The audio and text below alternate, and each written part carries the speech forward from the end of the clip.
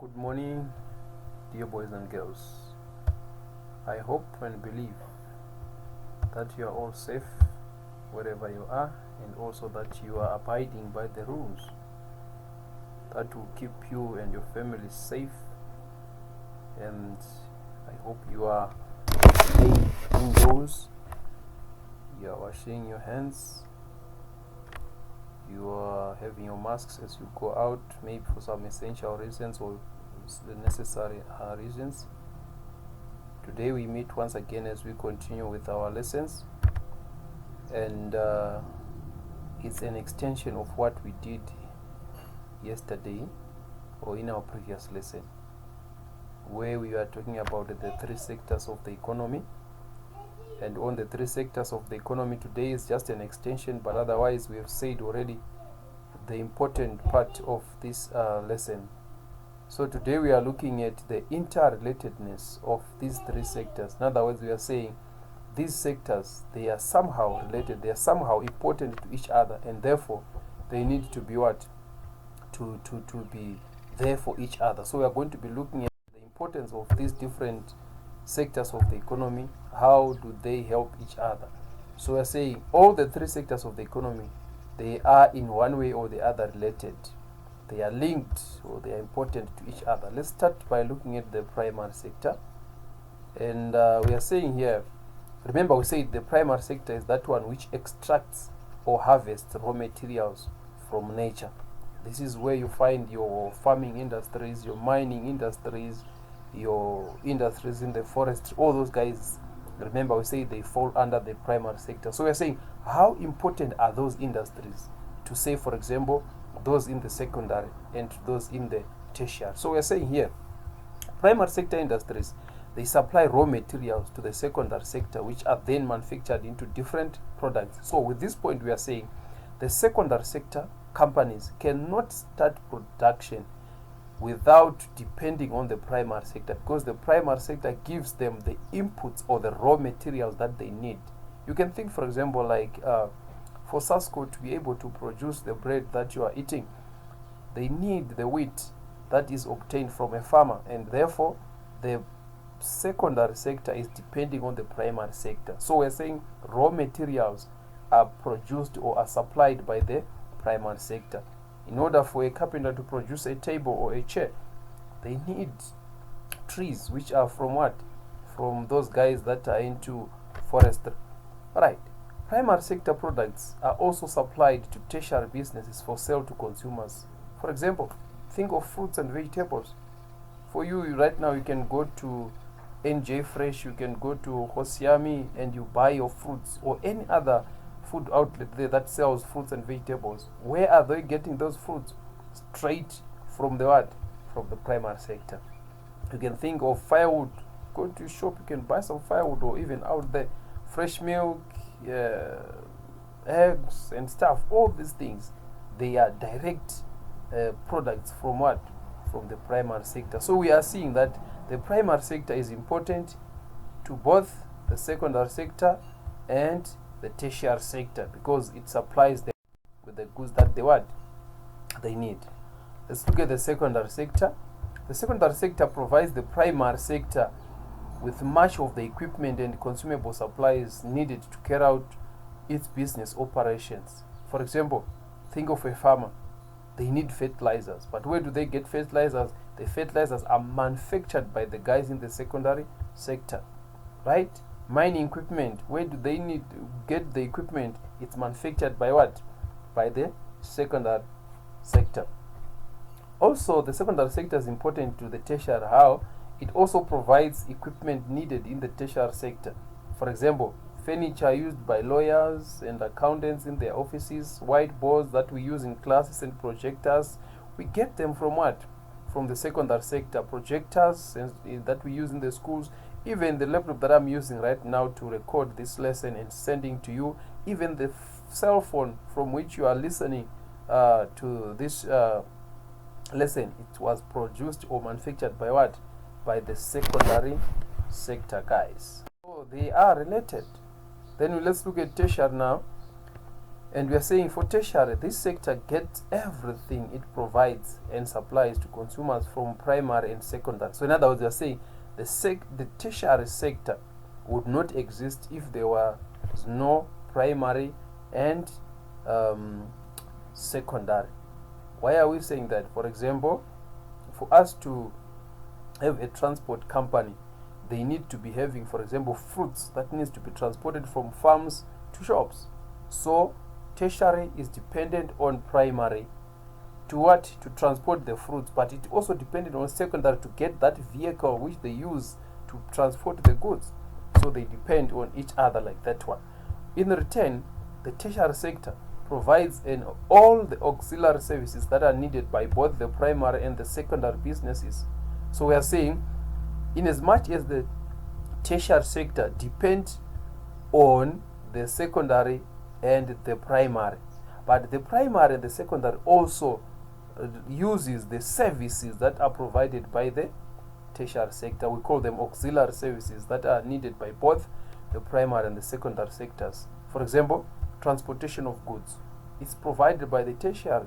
A farmer needs transport to transport goods, transport fruits from the farms to the shops, transport tomatoes from the farms to the shop, to transport timber, wood from the forestries to the shops, to the industries. So all these things, they are showing that tertiary is very important. Insurance, think of any business, they are all insured, because in case of an emergency strikes or a risk strikes, then they should be able to find some kind of compensation.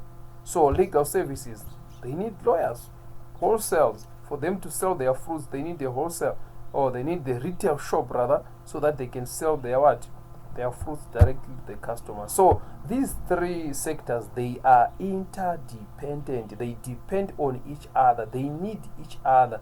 They exist for each other. They exist through each other. Without the other, one will suffer. So that is the concept of what interrelatedness of these sectors. Now let's look at the sustainable use of resources. Now, sustainable use of sustainability, remember, refers to the concept of what?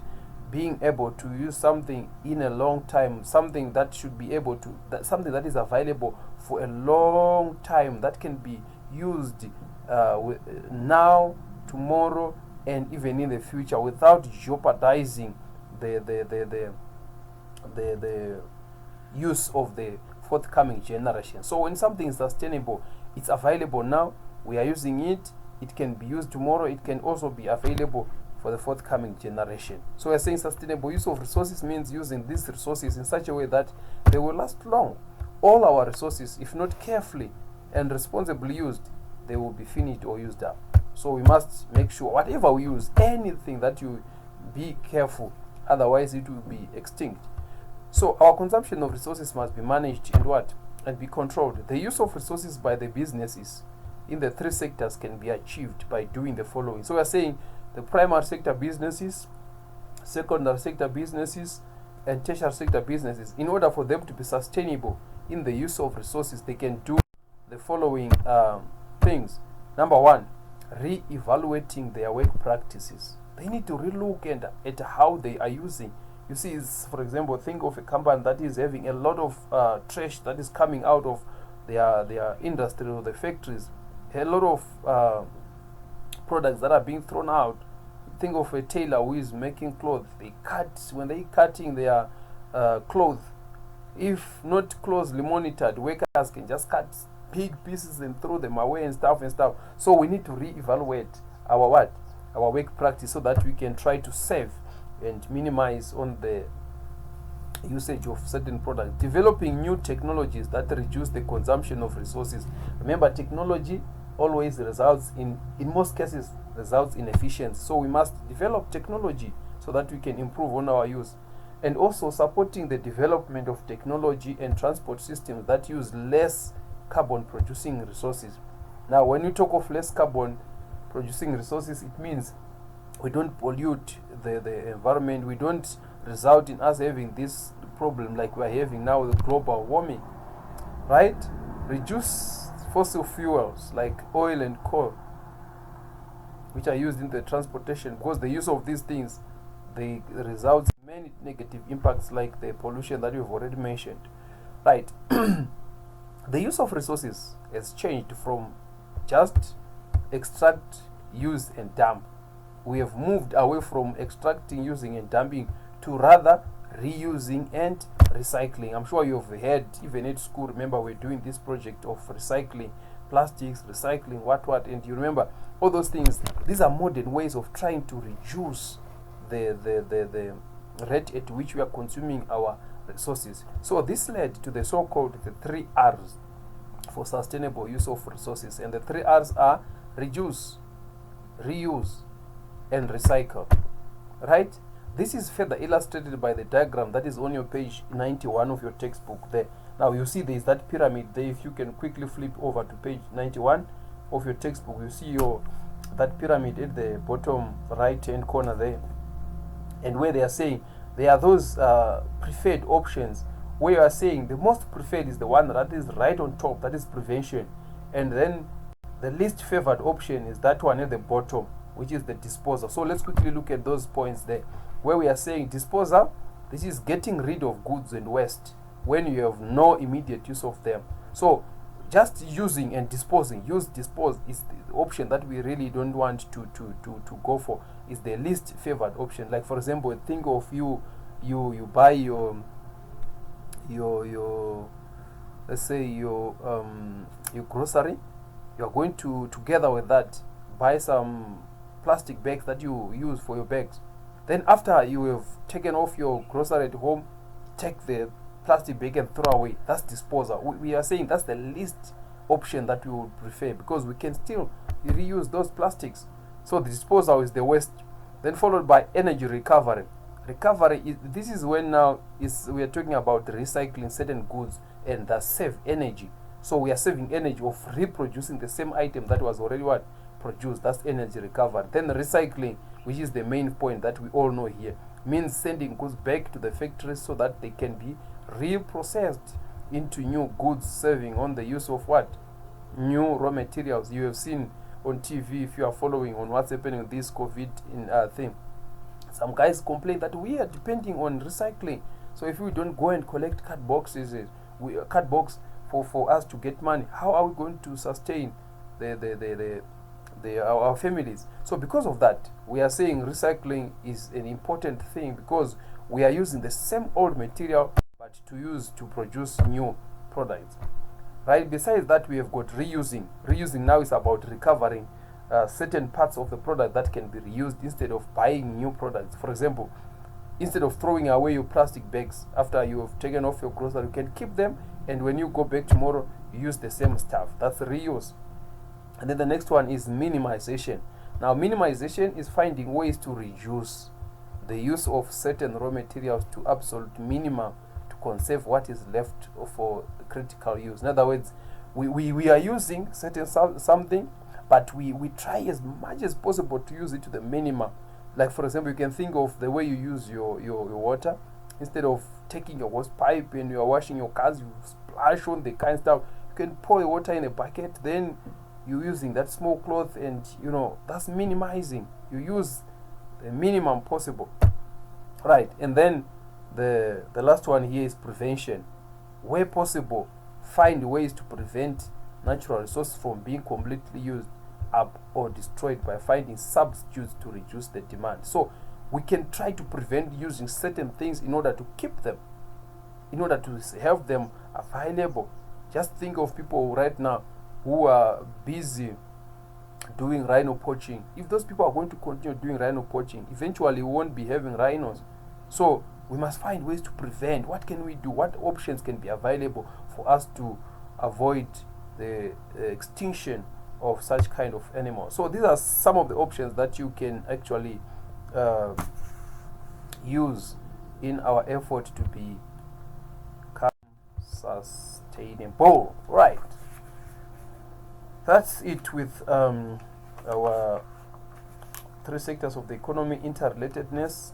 I've paid it with sustainability. Now I want you to look at your homework. We are going to be looking at activity 3, which is on page 93 of your textbook. You only do number 1 up to 3, and of which number Yes, these 3 guys are the ones that you are going to do. Choose a product. Number 1 simply says choose a product that you would like to know more about. So you are going to take any product of your choice. Then number 2 says research the life of that product. In other words, from its conception up until its final use, from its beginning, right from its beginning up until its end. So we are saying from how its raw materials are sourced in the primary sector, through its production in the secondary sector, its transportation, that is in the tertiary sector, and marketing, up until it gets to its final end use. So you are researching on this product that you have chosen in number 1. And then number 3, I want you to draw a flow chart showing the various stages in the life of that product. So I want you to show us really, if you have chosen, for example, let's say you want to choose your cornflakes. You say, okay, where did it start? You go take us to the farm, show us the what happens. The farmer is plowing the stuff, and then from there it is now wheat. From there transported to those guys that are into the manufacturing of the wheat, into flour, from flour into stuff, and then eventually until it's converted into the. So that's the journey that I want you to trace up until we see yourself handling that bowl of yours where you'll be now eating them. So I want you to be creative and then draw a flow chart that will be showing the various stages in the life of the product. So you are going to choose any product of your choice, then you research on it, find the production processes that it goes through, and then draw the chart. In other words, you are drawing the lifespan, the life cycle of that product from its birth up until its death. That is what I want you to do, and you are going to do this in your EMS exercise book once more, and you can use a double page for you to draw your flow chart. Right, that is our lesson for today, and we end there. Meet you in the forthcoming lesson.